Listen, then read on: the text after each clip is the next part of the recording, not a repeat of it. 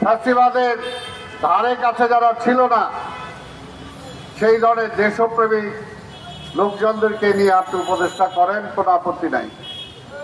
কিন্তু এমন লোকজনকে করেন যাকে আপনার আজকে আন্দোলনকারী সেই ছাত্ররাও আজকে সেটা মানতে পারছে না। তাই এই সমস্ত সিদ্ধান্ত থেকে দূরে থাকার জন্য আমরা অনুরোধ করব। আর একটা কথাই বলবো যে সময় ক্ষেপণ করে লাভ নাই। আরেকটা কথা আপনাকে মনে করায় দিতে চাই, শেখ হাসিনা 15টা বছর নির্বাচন দেয় নাই।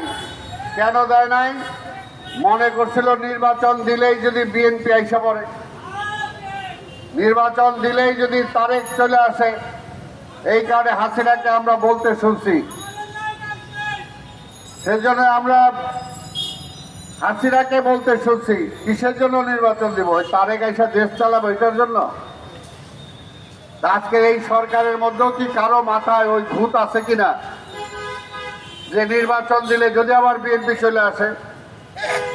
আরে ভাই, নির্বাচন দিলে তো বিএনপি আসবেই, এই ব্যাপারে কি কারো কোনো সন্দেহ আছে? দেশবাসীর সন্দেহ নাই। আর যদি আপনারা বিএনপি ঠেকানোর মতো কিছু চিন্তা করেন তাহলে তো আপনাদের চিন্তা ভাবনা অন্য কিছু আছে মনে হবে। আমরা বিশ্বাস করতে চাই না সেটা, আমরা বিশ্বাস করতে চাই না। এই সরকার একটি নিরপেক্ষ সরকার, নির্দলীয় সরকার। একটা নিরপেক্ষ নির্বাচন আপনারা দেবেন।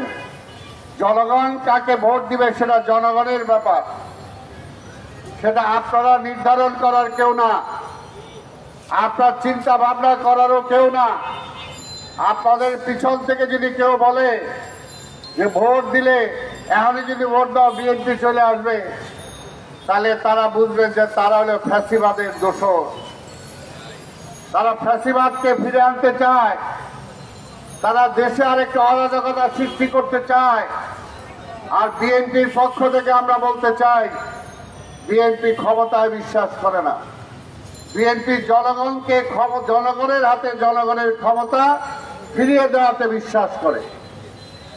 বিএনপি যদি ক্ষমতাই চাইতো তাহলে 96 সালে বেগম খালেদা জিয়া প্রধানমন্ত্রী হয়ে যাওয়ার পরও প্রধানমন্ত্রিত্ব তিনি ছাড়তেন না।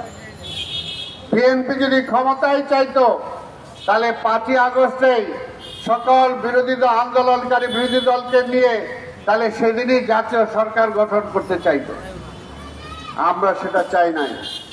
আমরা চাই একটা জনগণের ভোট, জনগণের ভোটের মাধ্যমে বিএনপি ক্ষমতায় যেতে চায়। আর বিএনপি একক ক্ষমতাতেও বিশ্বাস করে না। আমাদের নেতা দেশনায়ক তারেক রহমান বলেছেন,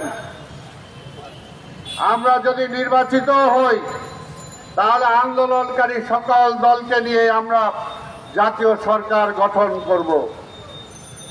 কাজে বিএনপির ক্ষমতার লোক নাই। আওয়ামী লীগ দেশটাকে তাদের মতো সেই তলাবিহীন ঝুড়িতে রূপান্তরিত করেছে, সমস্ত প্রতিষ্ঠান ধ্বংস করে দিয়ে গিয়েছে। কাজে এই দেশটাকে গড়ে তুলতে হলে জাতীয় ঐক্যের কোনো বিকল্প নাই। আর আধিপত্যবাদী শক্তিকে যদি ঠেকাতে হয় তাহলে আন্দোলনকারী সকল দল, যারা আমরা আন্দোলন করেছি, সকল দলকে ঐক্যবদ্ধভাবে নির্বাচন, ঐক্যবদ্ধভাবে সরকার গঠন করা ছাড়াও কোনো বিকল্প নাই। এই দেশকে আমরা ভালোবাসি। স্বাধীনতার 52-53 বছর হয়েছে। বারবার কি আমরা খালি ভোটের অধিকারের জন্যই লড়াই করব?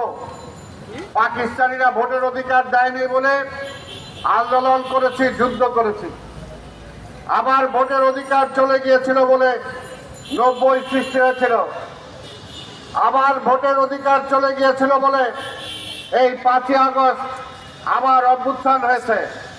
আবার কি ভোটের অধিকারের জন্য আবার বারবার লড়াই করতে হবে? তাহলে দেশটাকে কখন আমরা গড়ে তুলব?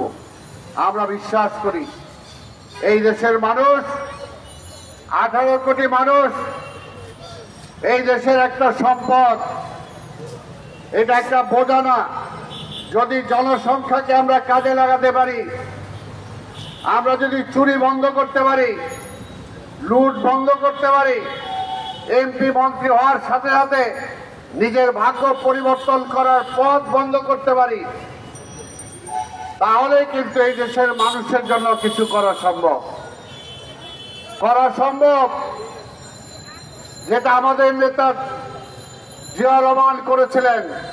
জিয়া রহমান ক্ষমতায় আসার আগে এই দেশের মানুষ না খেতে পেয়ে এই প্রেস ক্লাবের সামনে আমরা দেখেছি বেওয়ারিশ লাশ পড়ে থাকতে।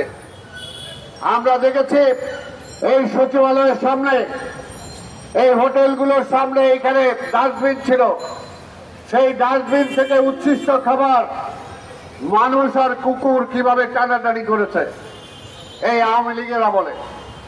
কিন্তু জিয়া রহমান ক্ষমতায় আসার পরে মাত্র 2 বছরের মাথায় সেই দেশের